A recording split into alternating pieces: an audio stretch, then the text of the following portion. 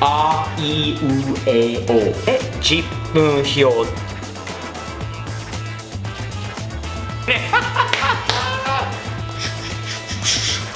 ってきます。皆さんこんにちは。スティーブ的視点のスティーブです。お久しぶりです。以前なぜ日本語を覚えようとしたのか、なぜ日本に興味を持つようになったのかということについてちょっとお話しさせていただいた時があったんですが、その時にお約束したことがありましてね、日本語をどういうふうに覚えてきたのかということについてちょっとスティーブの勉強術、どういうふうにスティーブが全く1から10まで1、2、3、4ぐらいしかできなかった時もあったんですよ。でもどういうふうにそこからここまで来たのかっていうことについてちょっと説明をさせていただきたいなと思います。これはね、日本語と英語の話になるんだけれども、外国語なら同じような勉強術、同じようなやり方がどの外国語にでもあると思うので役に立つといいですね。ではまず最初にどういうふうに勉強したのか。もちろん学校、ウィスコンシン州立大学の三浦先生とマクロイン先生のおかげ、あと森先生、もちろん大学で何より特に日本語を覚えようとする人には必要なのはですます体、丁寧語、尊敬語、謙譲語。これはですね、なかなか簡単なことではないですよ。でも最初から基礎としてね、正しい日本語、おそらく正しい英語も基礎としてあった方がいいかと思います。なぜかというと、将来、例えば大学卒業したら、日本の社会に入ってから、おい、おめえよ、てめえ、ほい、飲もうよ、おめえら、遊べ、ほら、ほら、これはね、仕事にならないからね。今でも日本はどんなに変わっても丁寧なこと。ね、自分を相手の前に下にすること、相手を立たすことですね。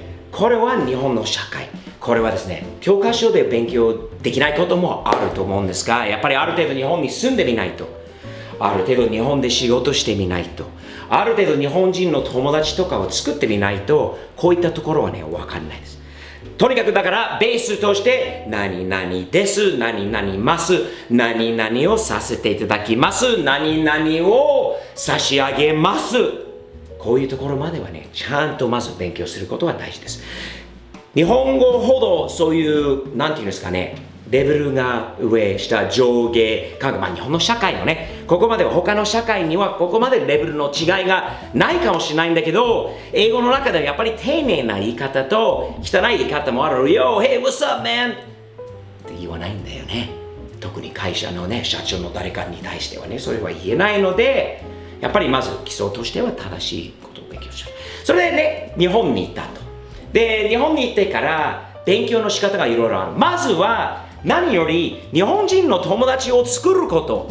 日本人の方がアメリカに来て英語を覚えたいと思う方がいっぱいいると思うんだけど、昔はね、大学でね、日本人の友達作ってね、必ず日本人同士でみんなね、食事したりして、夜はね、ちょっと遊びに行こう、飲もうとかって日本人同士。今でもそうだよ。日本人だけじゃないよ。中国人でもそうだし、それはね、楽だからってそうなっちゃう。でもそれはね、ダメ。外国語を覚えるには努力が必要。頑張らないといけない。なので、スティーブみたいに、そのね、日本人だらけのグループに入り込んじゃう。こんにちは。この席が空いてますか？ちょっとね、触らせていただいてもいいですか？一緒でよろしいですか？その時点からもう友達ができる。そこで、日本語うまいですねって必ず言われる。そこから、皆さんのお名前は、私はスティーブと言います。その時点でですね、やっぱり丁寧な日本語しかそれまではね、知らなかったわけ。友達ができるまで。あ、そうですか、そうでございますか。あ、スティーブと申します。よろしくお願いします。でも友達になってからね、最初はいいんだけど、友達同士でカラオケ行ったり遊びに行ったりあれしている中で、スティーブ、そんな言葉はね、ちょっとやめましょうねって。と言われた時もあった。それもね、言われた時にはいいと思ったんだけど、でもとても勉強になったんです。日本語は特にレベルがたくさんあるということ。丁寧な日本語をまず最後ちゃんとあれば、あとで徐々にリラックスしてルーズな友達同士なクールな日本語は使えるっていうのは、必要なんだよね。まずでも基礎がないとダメだよ。そこからカラオケの話になりました。カラオケのことは知らなかった。あとね、英語の発音でね、キャリオケは正しくないよ。カラオケ。日本語だと、あいうえお。わかった？それしかないから、キャリオケというああいう音がないからね。カラオケって言うんだけど、カラオケものすんごく勉強になりますよ。ものすごい日本語の勉強になる。なぜかというと、まず聞くこと。勉強は何でもそうなんだ。外国語を覚えるには、まずリスニングから、ヒーリングから、聞き取ることから始まる。聞き取れない限りは口から出ていかない。まずそれは大きなポイントですよね、まずは。なので、音楽を聴いている時はね、日本のね、カラオケって字幕もあるんだよね。歌詞が出てくる。そしたら聞きながら読む。で、歌う。聞いて、読んで、言う、歌う。同じことなんで、これは一番勉強になることだと思います。というのは、昔から日本にね、カセットの時代から覚えてるのはね、ちょっと年々バレちゃうんだよな。から覚えてるのは歌詞カード。日本の歌詞カードは最高ですね。これはとっても勉強になるものですね。カラオケ屋さんに行く前に何を歌いたいのか、まず自分の気に入った友達が歌ってた曲が俺いつも聞いて、チューブはなかなかいいな。サザンがいい曲あるんだ。ザ・ブルーハーツ最高だなと思って、友達からカセットでコピーしてもらって、その時に歌詞カード、これ CD 用の歌詞カードなんだけど、歌詞カードももらった。それで一つの勉強で、自分の部屋の中で音楽を繰り返し何回も聴きながら歌詞カードを読む。もちろんその時にね、漢字が出てくるんだけどね、多分当時は涙止む前にとか多分読めなかったと思う。当時は読めたとしても止めるっていう風に読もうとしたと思うんだよね。読めない時があった。その時はね、今みたいなね、そんな楽なことじゃないよ。今のほら、うちのあっちゃんもそうだし、携帯出してこれスキャンして携帯で Google でもうすぐ訳されるんじゃない？こういう言い方とかってもうあるんだろ。昔はそんなにはるか昔じゃないよ。その時はね、聞きながら涙に聞こえると思う。その時はこれはスティーブの実際に大学生の時にいつももう手元にあった本当の重要なもの、これがないとやっていけない時だった。涙というふうに聞こえたので、こっちのこれはね、両方がある。English, Japanese, Japanese, English Dictionary。までしょ？ほら、涙まで来た。ほら。涙で、その字がこっちにあることで、確かめられました。これをやることではね、このめんどくさいやることで二度も涙の字は忘れることないよ。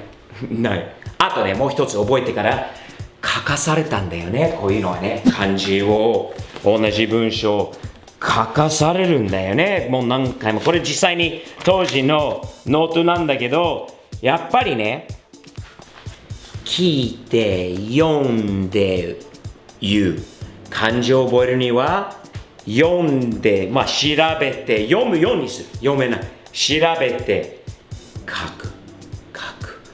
昔はさ、もう今でもどうなんだろうな。漢字を覚えるには書くしかないんだよね。書かされることしかないんだよ。ただし一つはね、スティーブに言わせるには昔と違ったのはパソコンがある。読むことさえができれば書くことはね、できなくても、今のね、SNS とか携帯、パソコンなどで、例えば、涙と入れるだけで、パッと読めたら、涙という字が分かれば、読むことさえできれば、誰でも書ける。書けないんだけど、打つことはできる。というのは、だからアドバイスとして、これから日本語を覚えたい、日本語を覚えようとしている若者にはアドバイスとして、話すことはもちろん重要。でもね、読むことはそれより大事かもしれないよな。これだけじゃないよ。それと彼女を作ってさ、彼女に日本語を教えてもらうのはもう間違いない。すごい女っぽい喋り方になっちゃうからな。間違いなく。それは昔から変わらないからな。今でも。でも、もう一つ、本当にこれはね、重要。今、俺は昔も音楽好き。音楽じゃなくてもいい。アニメ、ゲーム、それは日本語のある。日本の作品とか映画とかもね、アメリカの映画でも日本に持ってかれた時点で字幕が入るから、で、日本語字幕。そういうのもね、英語で聞いて日本語の字幕を読むのもとっても勉強になりますよ。でもスティーブにとって一番勉強になるのは、あとね、発音の練習と、何より、これ、古いの分かる？さんの iPod はね、まだ使えてるからいいんだけど、スティーブは毎日トレーニングする。ほら、49歳にしては。ここはちょっとね、やばいんだけど、ここからだよね。なんだけど、スティーブの iPod でございます。スティーブの iPod に何が入ってるのでしょうか。ゴスペラ、EXILE、ここに行きましょう。走りゆうすけ、ね、山本美幸、ね、西野カナ、鳥羽一郎、浜崎あゆみとか福山。毎日日本にいなくても勉強できない、日本にいない、勉強にならないって言うとよく聞く。いいわけだよ。俺ができるのはあんたもできる。 iPod は毎日俺は演歌聴いてるぜ。ジムでもう縄跳びしながらね、雪国とかって聞くんだよ。でもそれはね、いつも聞いてるから忘れない。いつも聞いてるから発音が自分があれ今の発音変だったなっていうところでも気づく。日本にいなくてもある程度なんていうのかな、聞くことによっておっさんでもね、忘れにくくなるのかな。ということはまずスティーブ的に最後にこっちってこれ古いの分かるよ。ヴィンテージだって分かるんだけれども、説明したいのは日本でね、昔電車に乗る時間が多いんじゃない。日本の電車の中でもものすごく勉強になることがありますよ。特に漢字を覚えるには、そう鉄線ね、10分表って読むんだろうと思うんだけど、横浜、急行ね、西横浜っていうのは暇の時にいつも漢字を読もうとした。で、どういう風にしたかっていうと、電車の駅の名前、駅の名前が一番と、また次はね、日本人の名字。例えばさっき横浜があったんだよね。横浜、西横浜。はい、それだけを一つとしてね、例としてしましょう。横田という人もいるんですよ。横田さん。横山っていうね、名字がありますよね。横山さん。でスティーブは名字が日本人の下の名前よりも名字の方が読みやすかったんですよね。で、その横という字さえ覚えて、あと例えば、横山で見ると、これ横田さんの横わかる？浜崎あゆみ、横山さんの横と浜崎あゆみの浜、そう横浜。なるほどね。そういう風に覚えたと。あの方はね、で西、例えば西日暮里とか西新宿とか、新宿の新、新しいという読み方もあるんだ。新宿の新宿の宿は宿とかって他の今度またどんどん複雑になってくるんだけれども、銀座の座は座るところ、銀は金銀銅のシルバーだよね。そういう風にだってなんとかさんって、今日は日本からいらっしゃる内丸さんが日本から内丸、丸の内の内だよね。で丸の内の丸だよねナイスでしょ。アメリカンジョーク、ちょっと気持ち日本のあれが入ってたんで、わざとじゃないよ、たまたまなんだけど、そういう覚え方していたのは皆さんに説明して、どの外国語でもこういうのはね、覚え方が一緒だと思う。一つのね、やり方は古いじゃないよ。いや、このやり方は今時でもっていうのもあるんで、いつも私言います。スティーブ、この顔でできるならあなたは間違いなく 100%、150% 以上の確率であなたもできます。それに質問があります。スティーブ的視点でこういうチャンネルなんだけど、文化とか車とかっていろいろやってる中で考えてることがあるんで、皆さんにちょっと質問をちょっと投げてみたいと思うんで、このね YouTube の中で YouTube のねプレミアムメンバーシップというのがあるんですよ。月々400円かなという会員制みたいな、ね、ところがあるんですよ。ということを心配しないで、全部まだねただでこれからまだ流すんだけれども、例えばですね、例えば1ヶ月に1回オールジャパニーズ、1ヶ月にもう1回オールイングリッシュの1時間スティーブとコミュニケーション、これライブでできる、チャットとかもできる、質問してもらって私を答える、その間に 100% 英語もしくは 100% 日本語の時間に月々400円、例えばそれ月に2回ほどできればいかがでしょうか。それはね、面白いな、スティーブのところで英語をもっと勉強したいな、スティーブのところで日本語をもっと勉強したいな、I want to learn how to speak Japanese like that という、そこに例えばね、400円の価値があるかないか、コメントの方に残しておいていただければ。あとスティーブの勉強の仕方はいかがでしょうか。何かのいいヒントがあったのか、それからあなたとスティーブの違いが何なのか、ぜひ聞かせてください。他にいいやり方いっぱいあると思うということで、あと忘れなく新商品ですよ。 Amazon Japan のショップにスティーブ的視点は検索していただければ、この Amazon のショップに入っているのと、他の新商品いっぱい入っているのと、新しいのもね今作ってる最中なんで、日本に振り込んで間もなくまた新しいものもたくさん売りに出ますので、何よりサムズアップですね。サムズアップです。